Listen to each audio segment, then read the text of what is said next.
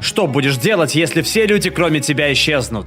Их точно нет? Или я единственный, кто не стал невидимым? Потому что если так, то я бы писец как параноил. Порыскай да выясни, хватает краску. Пойду посплю, меня ж теперь не уволят, и не придут за квартплатой, и не явятся с повесткой, и не придут с оплатой налогов, и не конфискуют мою собственность за неуплату налогов, и не арестуют меня за убийство 3 людей. Зайду на YouTube и оставлю под видосами коммент последний. Ты такой смелый лишь до тех пор, пока кто-то не поставит лайк этому комменту. Да ладно тебе, вдруг найдется бот, который сочтет этот комментарий забавным. Так, сейчас, дайте подумать, а репродуктивные центры никуда не исчезнут? Потому что я бы замутила семью и заселила бы планету новыми людьми. Будучи мужиком, сделать это будет потруднее, но попытаться стоит. Закачаю как можно больше информации из интернета до того, как подохнет интернет-электричество. А еще я наполню кучу канистр бензином. Буду ездить на своем новом грузовике, который подберу где-нибудь на улице. Потом я бы собрал инфы, как намутить солнечные батареи у себя дома и попытался бы настроить неэлектрифицированную систему. По сути, это то, что я хочу сделать сейчас, дабы свалить подальше от остальных людей. Но если все исчезнут, мне не придется сваливать далеко от города. У меня начнется охуеть какая паника. Думаю, у меня тоже. Типа, куда они все делись? Может быть, миру пришел конец, но тебя просто забыли. Что я сделал не так? Курил слишком много травы? У тебя просто не сработал будильник, все остальные пришли на вечеринку вовремя. Я так понимаю, останется дохерища собак, за которыми мне теперь придется ухаживать. Если все люди исчезнут, то меня, скорее всего, замочит чей-то разъяренный питомец. Пойду в библиотеку и сломаю очки. Изменено. Ага, сумеречная зона. Ладно, я не такой уж и слепой. Могу читать книги с крупным шрифтом. Выпадают глаза. К счастью, я читаю на ощупь. Отрываются и падают руки. Ах! Выпадает язык. Слетает голова.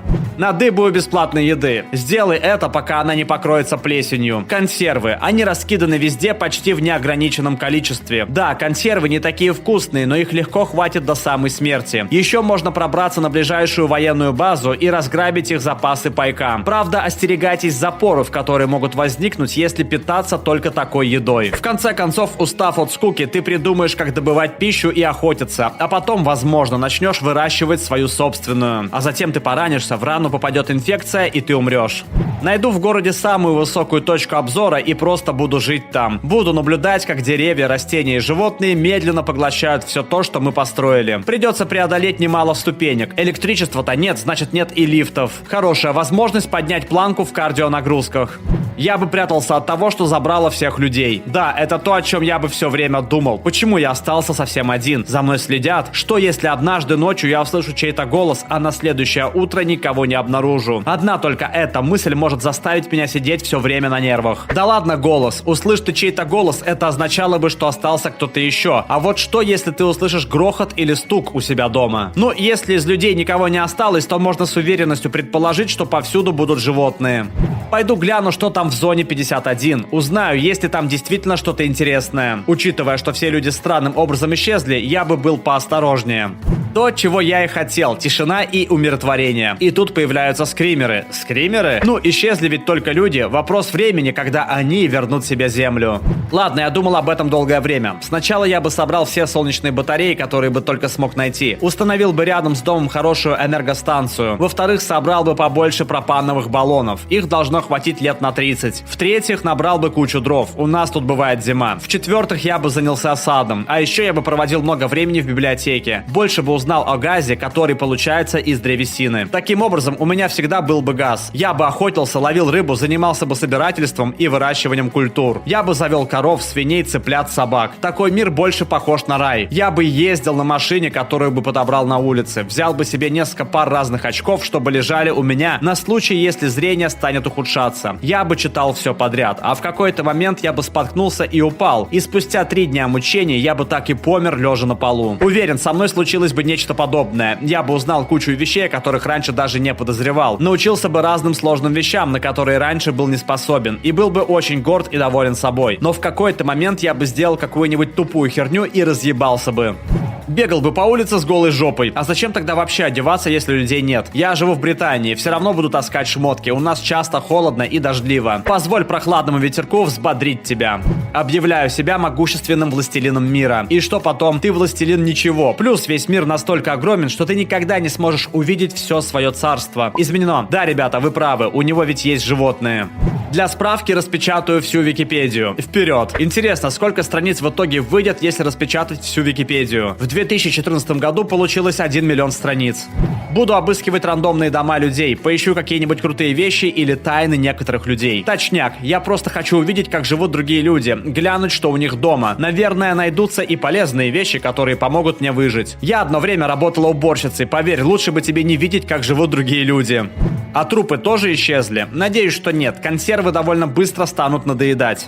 Обучусь земледелию, буду жить на ферме. Еда в магазинах может пролежать какое-то время. Консервы хранятся долго, но в конце концов мне понадобится еда. Обработанное топливо может храниться 3 года, если его правильно содержать. Так что выкачаю из тачек бензу, чтобы запустить у себя генератор. Так у меня будет электричество. Вода не станет проблемой, так как бутылки с водой можно найти буквально повсюду. Ну а если она когда-нибудь закончится, я просто отправлюсь куда-нибудь, где есть озера и так далее. Это касаемо того, что я сделаю, чтобы не умереть с голоду. Далее, безопасность. Я буду пиздецки осторожен со всем, что буду делать. Найду все книги про лечение и сохранение здоровья, которые только смогу. Больше всего я боюсь развития аппендицита, поэтому я постараюсь, чтобы у меня его не было. Кроме того, я научусь технике безопасности при обращении с оружием и основным средством защиты. Я также узнаю многое о животных, например, как ухаживать за собаками и кошками и как делать им прививки. Теперь касаемо развлечений. Я соберу все DVD-диски и книги, каждое шоу и каждый фильм, все художественные и нехудожественные книги, все видеоигры и приставки, абсолютно все. Следующим шагом для меня будет восстановление мировых запасов травки для моих собственных нужд. На ферме я буду выращивать не только еду. Далее я найду себе спутника, хорошую собаку. Я склоняюсь больше к собакам спокойных пород. Думаю, подойдет какая-нибудь маленькая собачка. Мне не нужна собака, которая может убить меня, если захочет. Поэтому я возьму себе маленькую и очень преданную собачку, например, корги или типа того. Я бы, наверное, взял даже 2. Мальчика и девочку, чтобы они могли родить щенят. Мне ведь нужно разводить собак, чтобы были друзья и все такое. Не думаю, что я заведу кошек. Они бывают крайне непредсказуемыми. А вот собаками мне придется заниматься, потому что без хозяина собаки могут одичать. Конечно, найти какую-то конкретную породу будет сложно, но это, наверное, одно из первых, что я сделаю. Нужно понимать, что многие животные умрут очень быстро. Скорее всего, я в первый же день найду собаку в чьем-нибудь доме. Домашняя собака уже явно будет вакцинирована и выдрессирована. Так что останется лишь подобрать хорошую маленькую собачку. Да, надо быть осторожнее, забираясь в чужие покинутые дома. Неохота, чтобы чей-то хороший мальчик отгрыз мне часть тела. Поговорим про недостатки. Мне придется убивать. Нужно будет научиться разделывать и хранить подолгу мясо. Бензин для генератора будет храниться только 3 года, так что нужно будет знать, как в течение долгого времени сохранять еду свежей. Тем не менее, за эти 3 года я могу попытаться научиться добывать энергию при помощи солнца или ветра. Либо так, либо найти дом, который уже оборудован солнечными батареями. А еще я думаю, что было бы проще всего стать вегетарианцем. Так что, наверное, я так и сделаю. Дело в том, что есть высокая вероятность отхватить какую-нибудь болезнь, поедая мясо животных. Мне просто нужно будет круто шарить за земледелие, не давать разным вредителям и сорнякам уничтожать мои культуры. Буду много всего читать, буду смотреть много фильмов про земледелие, но мне все равно придется убивать. Не часто, но придется. Например, койотов и разных грызунов, которые могут переносить болезни. Одиночество. Иногда меня будут накрывать неприятные чувства, но я думаю, что мне поможет созерцание. Буду наблюдать за красотой опустевшего мира. Больше всего я боюсь пораниться или как-то еще навредить своему здоровью. Это реальная проблема. Потому что сломанная нога, глубокий порез или что-то подобное может стать по-настоящему большой угрозой для жизни. Еще одна проблема – атомные электростанции и подобные места. С исчезновением рабочего персонала, я полагаю, на таких предприятиях что-то может пойти не так. И они могут взорваться, распространив ядерные осадки. В общем, надеюсь, я смогу найти какую-нибудь информацию на этот счет. Это, наверное, самая большая беда, которая может случиться, не считая стихийных бедствий и аварий. Так чем же я буду заниматься? Я проведу остаток своих дней, живя с моими маленькими собачками. Буду покуривать косячок и пытаться не разъебать себя. Думаю, мне будет по кайфу. Больше не нужно будет париться о деньгах, не нужно будет париться о будущем. Я просто буду жить, выживать. Будет круто. Тишина будет такой приятной. С особым интересом я буду наблюдать, как постепенно будет восстанавливаться природа. Мне будет интересно преодолевать вызовы, которые мне подкинет окружающий мир. Будет здорово любоваться небом без смога и искусственного освещения. Блуждать по некогда оживленным улицам и исследовать заброшенные дома людей, работать над разными проектами и узнавать что-то новое. Вообще не переживать о войнах, не беспокоиться о том, что тебя убьют, ограбят или изобьют. Быть последним. Это что-то захватывающее и интересное. Последний человек на Земле. Для меня в этом есть некая свобода. Не нужно париться о том, чтобы оставить после себя наследие. Не нужно беспокоиться о том, чтобы продолжить род или что-то типа того. Просто жить среди того, что осталось от человеческой расы. Просеивать воспоминания тех, кто ушел. С помощью старых серий «Офиса» и Гомера Пайла. Вновь переживать то, что раньше являлось человеческой рутиной. Внезапно все обретет совершенно новый смысл. Все то, что мы сейчас имеем, станет артефактами. Думаю, я бы попытался как-то сохранить некоторые из них. Ну вот как-то так. Уверен, кто-то подумает, что мой план херня, но другого у меня нет. Большое спасибо за просмотр. В комментариях под видео напиши, что ты будешь делать, если вдруг исчезнут все люди. И не забудь посмотреть наши другие выпуски. Пока!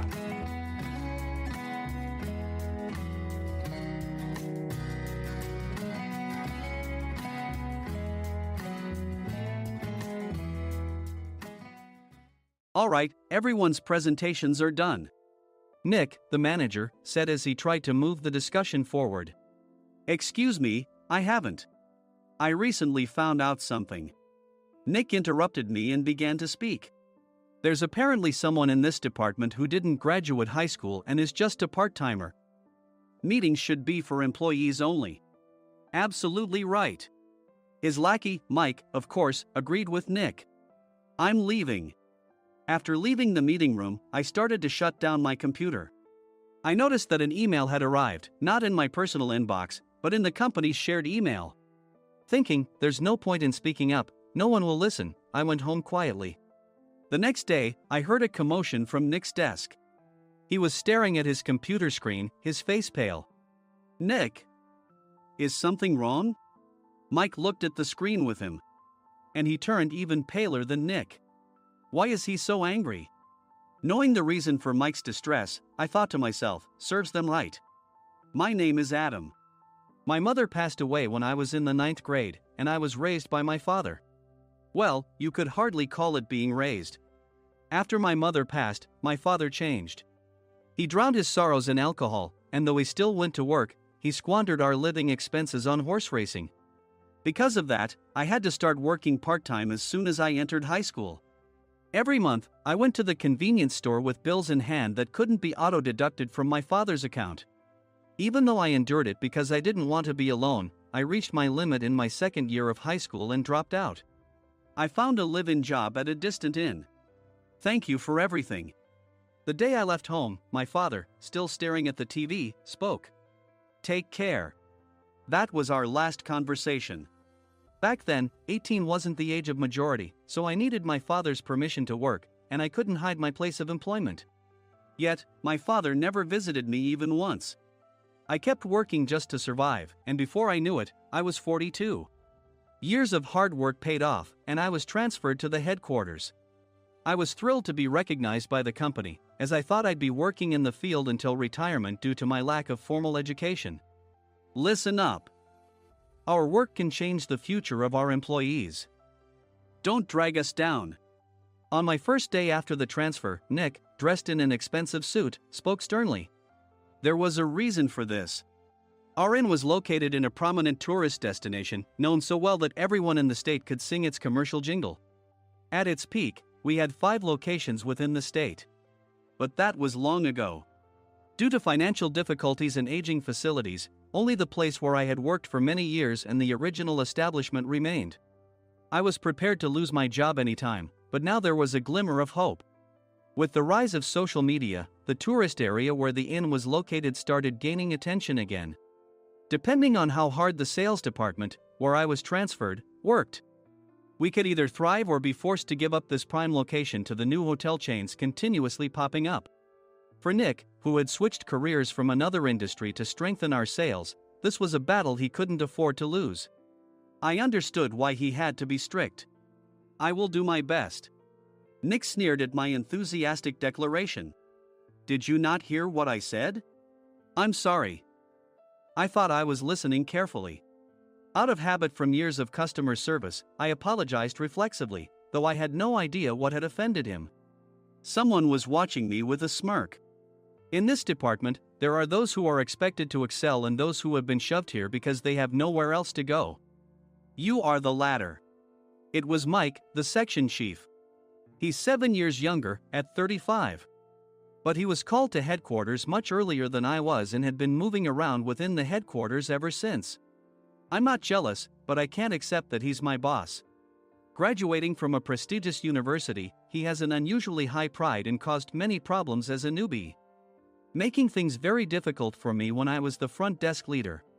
When I found out Mike was transferred to the sales department a month before me, I was disheartened. Mike is right. With just a middle school diploma, there's not much you can do. Don't even think about achieving results. As if I didn't exist, Nick remarked, I'm thirsty. Mike eagerly ran to the coffee maker. It seems Mike is Nick's lackey. I regretted being happy about my transfer to headquarters, wishing I had stayed on site forever. Send a direct mail to every company on this list by the end of the day. Nick only assigned me tasks that even a new graduate could handle. What? There are over 1,000 companies. You want me to send to all of them by today? Yes, if you and your fellow misfits split the work, even those with nowhere else to go should finish by today. I glanced at the employees typing away expressionlessly. They were worn out from customer service, only thinking about leaving on time, or were women reassigned after having children, with zero motivation for work. Even Sam, a new graduate from the same university as Mike, who was supposed to be among the expected achievers, had no enthusiasm for the job, having joined the company wanting to do customer service. I don't care what they say, I plan to quit anytime, he said. Only Nick and Mike were highly motivated, making all the decisions between the two of them. I originally only wanted to work at the inn to survive and had no particular attachment to this job. I swallowed my words, thinking I had no right to reprimand them. About a month after the transfer, Nick told us with a frustrated look. To commemorate the 50th anniversary, we've decided to create a plan exclusive for one group per day.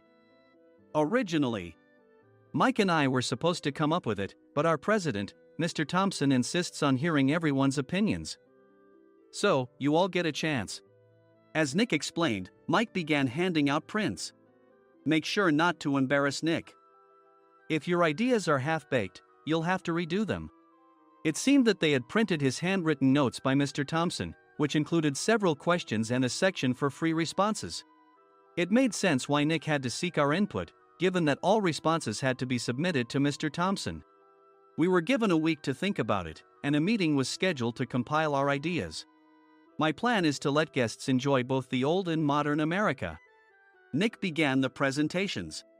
Guests would watch a master confectioner at a nearby traditional sweet shop make sweets in front of them. The welcome drink would be premium tea in a bottle. Nick's plan was certainly attractive. After his presentation, Nick called on us to present in the order we were seated. Just as I stood up for my turn. All right, everyone's presentations are done. Excuse me, I haven't. I recently found out something. Nick interrupted me. There's someone in this department who didn't graduate high school and is just a part-timer. He was likely talking about me. I joined the company as a part-timer and was made a full-time employee when I turned 20. That was 20 years ago, so Nick and Mike probably had no chance to know until recently. Meetings should be for employees only. Absolutely right.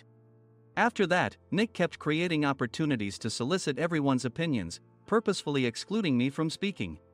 The meeting unexpectedly heated up and went past the scheduled end time. A few people asked to leave, and the discussion continued with the remaining few. Still here? Normally, you'd leave in that situation. Though I had no attachment to the job initially, hearing kind words from customers made me want to make them happier. For someone like me, with nowhere to go, the inn was my home and customer service was my life. I felt pathetic about my current self. I'm leaving. I left the conference room and started shutting down my computer. I noticed an email had arrived, not in my personal inbox, but in the company's shared email. Thinking no one would listen to what I had to say anyway, I quietly went home. The next day, while preparing the DM as instructed, I heard a commotion from Nick's desk. In his haste to stand up, he hit his knee on the desk. He stared at his computer screen, his face pale. Nick! What's wrong? Mike, thinking he should be the first to rush over, approached Nick while still wearing his coat. He peered at the screen with Nick. And he turned even paler than Nick. Why is he so angry? Who is responsible for this company? Nick, more irritated than ever, asked, and Mike answered without checking. Probably Sam. Sam wasn't there because he was attending a morning training session for new hires. Nick gave up on getting angry and returned his gaze to the screen. They were looking at an email that arrived right after the end of the working day yesterday. Apparently, no one, including me, had checked it before leaving. The email was from a large company that used us for their annual employee trips. The president and executives of that company also frequently used our services personally. President of the company, Mr. Mason himself, had declared that neither he nor his company would ever use our services again. Well, some companies cancel their employee trips or stop using our services due to financial struggles. Let's just move on. Mike kept wiping the sweat from his forehead with a handkerchief. Knowing why Mike was so agitated, I quietly watched their interaction. Do you know how much revenue we get from that company? We can find other guests to fill the rooms, but we'll lose the banquet costs, gift shop revenue, rental car fees, and more. Moreover, the gifts were supposed to be prepared by the traditional confectionery shop involved in Nick's proposed plan. If it's known that we incurred such a huge loss at this critical time, Nick's position in the company would be jeopardized. Nick took a deep breath, seemingly trying to calm himself. All right, Mike. Go to New York right now and apologize to Mr. Mason. What? You're coming with me, right? I have urgent work to do. I trust you, which is why I'm entrusting this to you. Please. Mike, believing Nick's sincerity, agreed with a determined look on his face, saying, yes. That's Nick for you. Even if Mike went to apologize, Nick would shift all the blame onto him if the client didn't change their mind. Well, it was Mike's fault to begin with, so it served him right. About 3 hours later, Sam answered a call from somewhere and repeatedly apologized, saying, I'm very sorry. Everyone watched to see what was happening. After ending the call, he informed Nick with a weary tone. When Mike arrived at the client's company, he only made things worse, further infuriating Mr. Mason. He was demanding, get his boss here immediately. It was no wonder Sam was exhausted, dealing with such a call right after returning from training. What is that idiot doing? All right, Adam, you're coming with me. If sacrificing Mike didn't work, then I must be next. Normally, I'd want to refuse at all costs, but I saw an opportunity in this situation. If I can be of assistance, I'd be happy to join you. I obediently followed Nick, and we flew to New York. When we introduced ourselves at the reception, it became clear how serious the situation was, as the receptionist personally escorted us to the president's office. Angry voices leaked through the door, making both Nick and me uneasy. Excuse me. I'm Nick, the supervisor. I understand my subordinate has caused you trouble, and I deeply apologize. Nick, with his experience in the corporate world, knew enough to offer an apology before excuses. However, his customer service skills left much to be desired. I sighed as I saw Mike trembling like a small dog in the corner of the room. What kind of training are you giving your subordinates? Mr. Mason glared at Nick with a red face. The intensity of his gaze made even Nick take a step back. Regrettably, I joined this company only 2 years ago and was unaware of Mike's issues. I should have identified his shortcomings sooner. Indeed. I should have realized sooner. No sensible person would come to apologize and then give a lengthy presentation on the drawbacks of not using their in. Nick froze, his mouth slightly open. Suspecting the worst, I picked up the documents that had fallen to the floor. It seemed Mike hastily prepared these documents on the plane, listing the disadvantages. Disadvantage 1: if you change the venue for the company trip, employees might suspect it's for cost-cutting reasons, leading to a negative impression. Reading it aloud half-jokingly, Nick snatched the papers from my hand and checked the contents with a furious expression. Among the stack of documents was a receipt from a nearby convenience store's copy machine. I felt a pang of dread, hoping he hadn't shown the receipt as well. What do you think he said when I asked what kind of nerve he had to do this? I'm very sorry. Faced with the dire situation, Nick must have thought there was nothing left to do but apologize. In a voice smaller than I'd ever heard from him, he uttered words of apology. He said, "I'm a Harvard graduate. I don't believe I said anything wrong." Mike! What have you done? Forgetting his plan to pin the blame on Mike, Nick yelled loudly, even in front of Mr. Mason. "I didn't do anything wrong." "You're still saying that? Look at him." Mike pointed at me with a shaking hand. "I was assigned to headquarters in my 20s and now I'm a section chief. This guy only made it to headquarters at 42. Everything I've done proves I was right.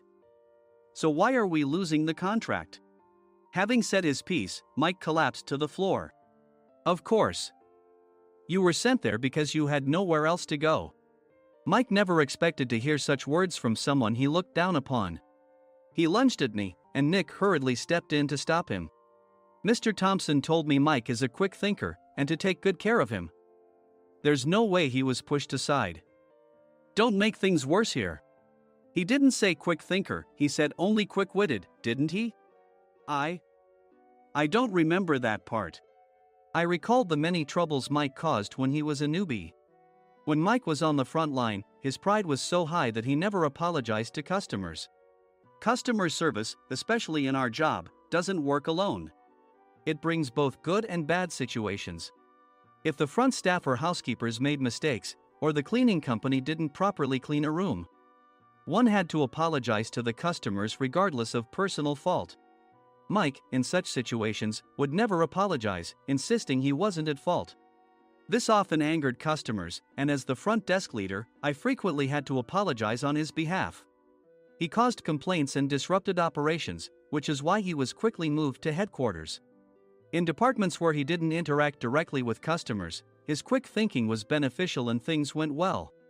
But it seemed his flaws were starting to show. Corporate reservations are supposed to be entered into the system by the sales representative. But a quick check yesterday revealed that more than 10 items were missing from the client's reservation. The handover document clearly stated what needed to be prepared. Why didn't you enter it into the system? Why do we have to give them special treatment? Filling rooms near the banquet hall, setting up all the food in advance. Specifying the brand of wine, they're too demanding. No wonder he always angered customers, I thought, feeling a headache coming on. Grouping them in rooms near the banquet hall is for our benefit too. It makes it easier for the staff to set up beds and serve breakfast since everyone's schedule is synchronized. As for the other requests, Mr. Mason suggested them to lighten our load. I didn't know that. Nick finally seemed to realize that Mike was the one who had angered the client. What did you say to them? I just told them we wouldn't give them special treatment anymore. We shouldn't waste effort on things that don't bring in money. I was utterly exasperated at his lack of understanding of customer service. Of course, we shouldn't comply with unreasonable demands. But carrying over successful practices from past stays makes customers feel remembered and enhances their experience. Good memories encourage repeat visits. That's part of our job. I looked down at Mike, who was sitting on the floor. In our job, nothing is a waste. Mr. Thompson likely moved you to the sales department, hoping you'd finally understand this. How do you think he feels now that you've failed to meet his expectations? Mike, tears in his eyes, fled the president's office. I was amazed he still hadn't apologized. You have it tough, Adam. It's okay, we're all employees of the same company. I deeply apologize for this disrespectful incident. Especially after all the care you've shown us. If it weren't for you, Adam, I really would have stopped staying here. When I heard you were moving to the sales department, I was willing to reconsider if you handled it. Seeing us talk so amicably, Nick's face contorted. Do you two know each other? Adam's service is excellent.